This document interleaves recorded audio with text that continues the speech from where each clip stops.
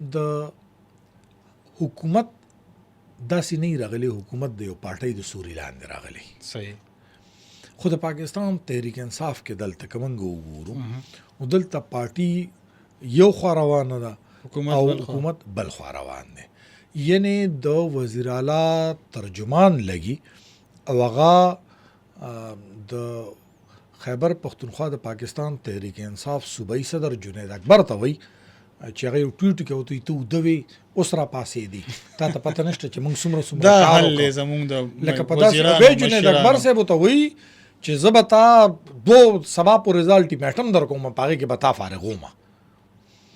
نو سوچ وکړه او به وزیر اعلی صاحب په خپل کسان نو حکومت اصل کې د پارټۍ تابع پکار دی، ځکه چې پارټي خلکو له ویژن ورکړي، الیکشن ته خلکو پارټۍ له ووټ ورکړي، هم دا پارټي منشور له ورکړي، ټیک شو منشور هغه پارټي هغې دا کړي. نو حکومت به د پارټۍ تابع وي. خو د بده مرغه په پاور پالیټکس کې خلک چې کوم دی هغه د حکومت تابع نه چې د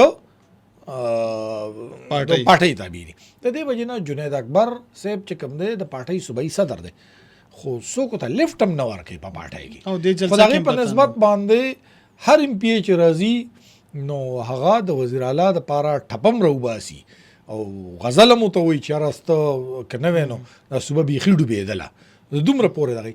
د دې وجې نه دا پاور پالیټکس دی.